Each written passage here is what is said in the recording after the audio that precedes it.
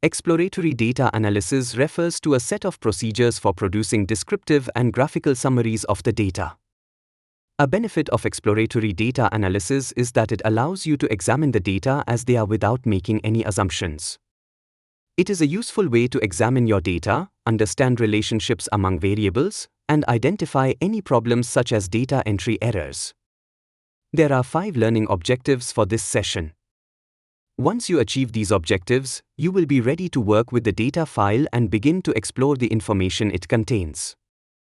All of the examples in this session use data from the Program for International Student Assessment, or PISA. According to the documentation, PISA is an international assessment that measures students' ability to use their knowledge and skills to meet real-life challenges. It began in 2000 and it takes place every 3 years. In each administration, 15-year-old students are tested in reading, mathematics, and science. There are also background questions that ask about an examinee's home, family, and school characteristics. Examples in this session use data from the 2012 PISA mathematics exam and background questions. Data involve 24,144 examinees from 64 different countries. Identifying the type of data contained in a variable is a critical first step in data analysis. It allows you to identify appropriate statistical procedures. There are 4 types of data: nominal, ordinal, interval, and ratio. Nominal and ordinal data are also referred to as categorical data. Interval and ratio data are also called continuous data. When identifying the type of data for a variable, it is helpful to first decide whether the data are categorical or continuous, and then identify whether the data are nominal, ordinal, interval, or ratio. With nominal data, values represent discrete units that have no inherent ordering. Examples include gender and eye color. To see that order does not matter with nominal data, change the order of the values. The meaning does not change. For example, listing male then female is no different than listing female and male. Ordinal values also represent discrete units, but values are inherently ordered. An example is the finish order of runners in a race. First place, second place, and so on. The main limitation is that the distance between units is not the same. As you can see on the slide, the distance between a 1 and a 2 is not the same as the distance between a 2 and a 3.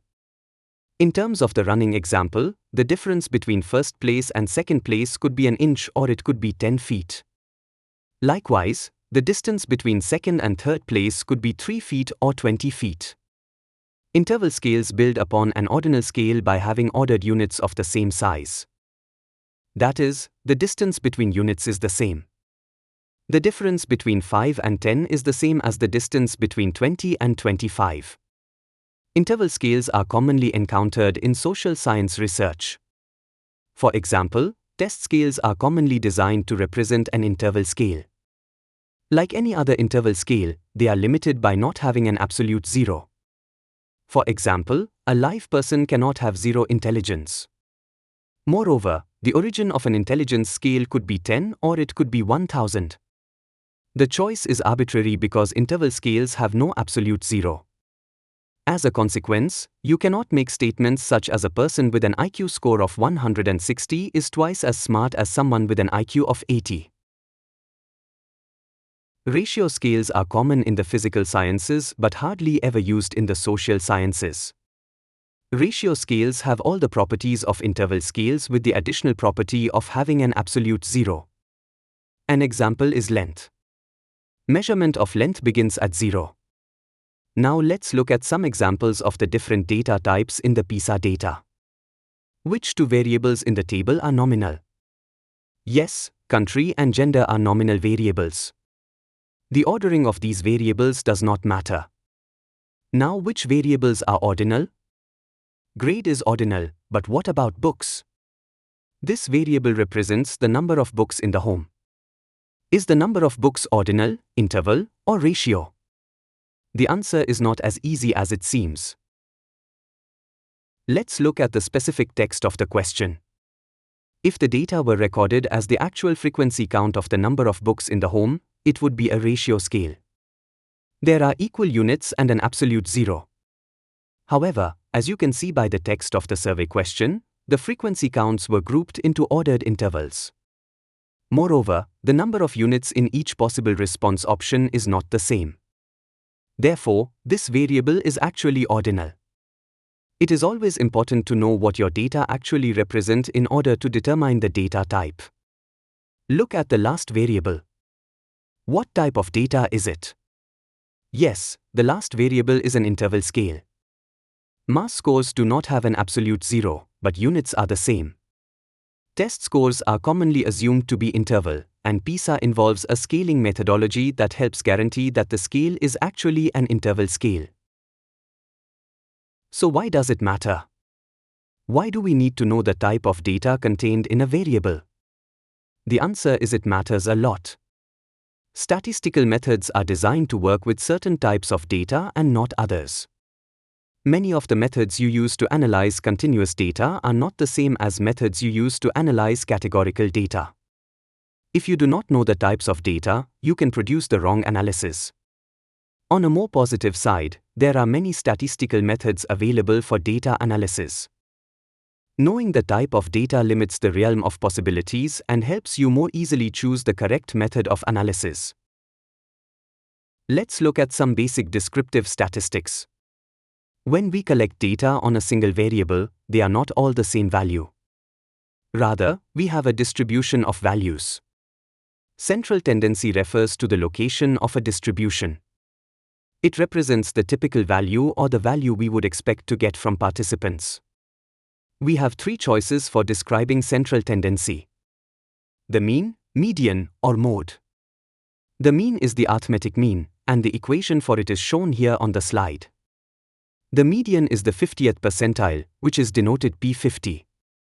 It is also known as the second quartile, denoted as Q2. It is the value with 50% of the observations below it. The mode is the most frequent value, and there can be one or more modes in the data.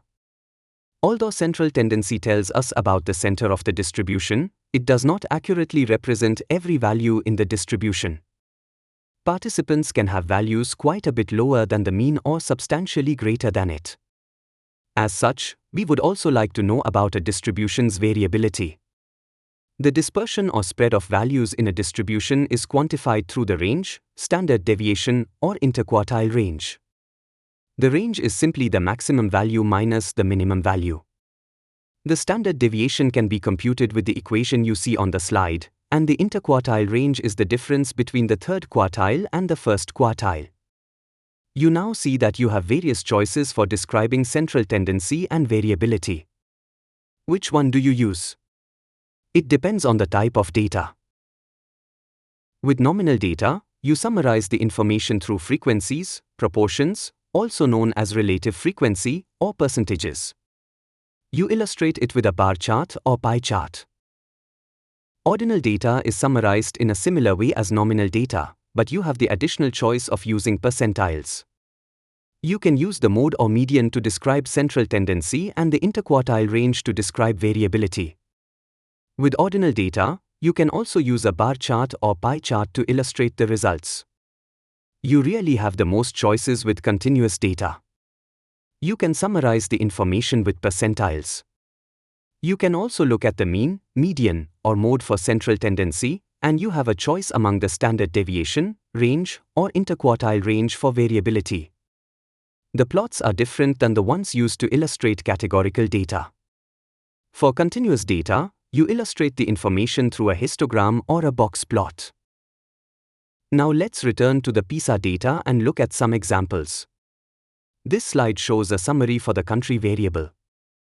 Data are summarized in tabular form as frequencies and percentages and illustrated as a bar chart. You can see that most examinees come from Japan, while the fewest number of examinees come from the United States.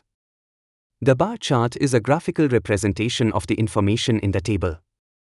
A key feature of the bar chart is that the bars do not touch each other. This characteristic indicates that the values are categorical and not continuous. It is an appropriate way to plot categorical data. The summary for number of books in home appears to be very similar to the last slide. There is a tabular and graphical summary. However, the values on the slide are ordered. That means we cannot swap rows in the table or change the position of the bars in the plot without altering the meaning of the values. We must present them in order, 0 to 10, 11 to 25, and so on. Or we could present them in reverse order, 500 plus, 201 to 500. No other ordering would be acceptable because the values are inherently ordered. We cannot arbitrarily choose the order. Here we see a way to summarize continuous data.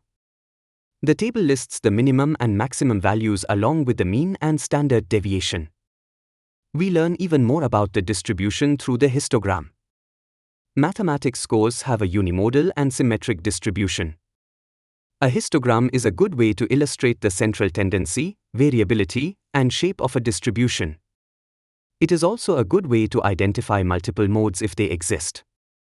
However, a histogram is not a good way to identify outliers. A box plot is an alternative and more robust way to illustrate a continuous variable. The horizontal lines in the box plot have specific meaning. The center of the distribution is noted by a thick line at the 50th percentile. Variability is represented by a box that is formed by marking the first and third quartile. This box depicts the interquartile range. Whiskers extend from the box to the lower and upper fence. When there are no outliers, the lower and upper fence are the minimum and maximum values respectively. When outliers are present, as in this figure, the lower and upper fence have a different meaning that will be described later. Outliers and extreme values are noted with special marks such as small circles or stars outside of the fences.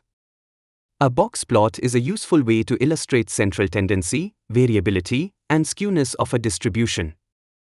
It is also an excellent way to identify outliers and extreme values. You will not be able to identify the number of modes in a distribution with a box plot. A histogram is much better for identifying the number of modes. Histograms and box plots have benefits and limitations. For this reason, you should create both when exploring your data, but only choose one for a report. Choose the plot that tells the best story. If you have a unimodal distribution without outliers, use a box plot. If you have a bimodal distribution, use a histogram. In exploratory data analysis, we often want to learn about the relationship between two variables. We may be interested in questions such as, how do values of one variable change as values on another variable change? Do low scores on one variable correspond to low values on another variable, or do large values of one variable correspond to large values on another variable? Describing the relationship between two variables is more complicated than the methods we have already discussed because you must consider the type of data in both variables. Data for both variables might be continuous, or they might both be categorical, or one may be categorical and the other continuous. These combinations lead to different statistical and graphical summaries. A necessary condition for describing the relationship between two variables is that each participant must have values for both variables. If a participant is missing values on one or both values, they cannot be included in the analysis. Let's look at a summary for two categorical variables. The slide shows the relationship between number of computers in the home and an examinee's home country. You can see that country of origin is related to the number of computers in the home. Most Costa Ricans have no computer in the home, whereas a majority of Norwegians have 3 or more. It is likely that the number of computers is a proxy for the economic conditions for a country, and that is the reason for this relationship. Data for these two variables are presented in tabular form as a contingency table. Values for one variable make up the rows of the table, and values for the other variable comprise the columns. Cells in the table list the percentage of total observations. You could also include row percentages and/or column percentages if you wanted to also present percentages for each variable alone. Although it is beyond the scope of this session, the relationship between two categorical variables can be reduced to a single statistic, such as the phi coefficient, or Cramer's V, and tested for statistical significance with the chi-square test. However, for the purpose of exploratory data analysis, the contingency table is fine. The figure in this slide is a conditional bar chart, a graph that shows a bar chart for one variable at each value of the other variable. You may be more familiar with describing the relationship between two continuous variables. For this summary, we can present descriptive statistics for each variable or describe the relationship between them with a correlation.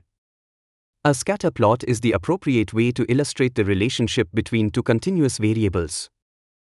We will learn more about correlation later in the semester. Less obvious is the way to illustrate the relationship between one continuous and one categorical variable. A side-by-side box plot shows a box plot of the continuous variable at each value of the categorical variable. This figure shows the distribution of mathematics scores at each value of number of computers in the home. You can clearly see that as the number of computers increases, so too do mathematics scores. The relationship is also evident in the table, where mean mass scores are presented for each value of the number of computers. At this point, you have seen a variety of ways to summarize data with descriptive statistics. Even when you reduce the number of choices by identifying the type of data, you may still have to choose among a variety of procedures. You may be wondering, how do I know when to use the median instead of the mean? Or when should I use the interquartile range instead of the standard deviation? Or when should I use a box plot instead of a bar chart? The answer depends on what you learn about your data while exploring it with graphs. Outliers are unusually small or unusually large values. They are easy to spot with a box plot, because they are values that extend beyond the fences. An outlier is defined as values outside 1.5 times the interquartile range. Extreme values are defined as values more extreme than 3 times the interquartile range. If you see an outlier for extreme value, the first thing you should ask yourself is, did I make a data entry error? The outlier could simply represent human error when the data file was created. Check the value and correct it if that indeed was the problem. If the value is a legitimate outlier or extreme value, you should consider the use of robust statistics, such as the median and interquartile range, because of the way outliers can influence the mean and standard deviation. To see the influence of outliers on the mean and standard deviation, let's use the data shown on this slide. You can see that the mean and median are similar when there are no outliers. The same holds for the standard deviation and interquartile range. Now let's just change a single value in the data and make it an outlier. We will change the 9 to a 20. Notice how much the mean and standard deviation changed, while the median and interquartile range did not change at all. The median and interquartile range are robust statistics that are suitable ways to describe central tendency and variability in the presence of outliers and extreme values. Thus, if you have outliers in the data that have a strong influence on the mean and standard deviation, you should use the median and interquartile range to describe central tendency and variability. When evaluating the relationship between two variables, you can have an outlier on one or both variables. This type of outlier is easy to identify in a scatter plot. You can see in the example on the slide that the solid field circle is a bivariate outlier. It has unusual values on both variables. We will return to this idea when we discuss correlations, but for now know that a bivariate outlier can have an adverse impact on the Pearson correlation coefficient. If you notice a bivariate outlier, you may want to use a Spearman rank order correlation instead of a Pearson correlation. More on this concept later in the semester. John Tukey was a mathematician from Princeton. He is credited with the development of exploratory data analysis, and he invented several of the plots that you know, such as the box plot and stem and leaf plot. He also impacted other fields. For example, he coined the term software, a term we use daily to refer to a computer program. Tukey felt that graphical displays were central to data analysis. He wrote, "The best single device for suggesting and at times answering questions beyond those originally posed is the graphical display." I agree with this sentiment, and this is why you should begin an analysis with exploratory methods. I often tell students that there is an art to statistics because statistical summaries must be interpreted. Tukey expressed this idea in a quote, Doing statistics is like doing crosswords, except that one cannot know for sure whether one has found the solution. This aspect of statistics can be difficult for students who want an exact answer. With practice, you will become more confident exploring and interpreting your data.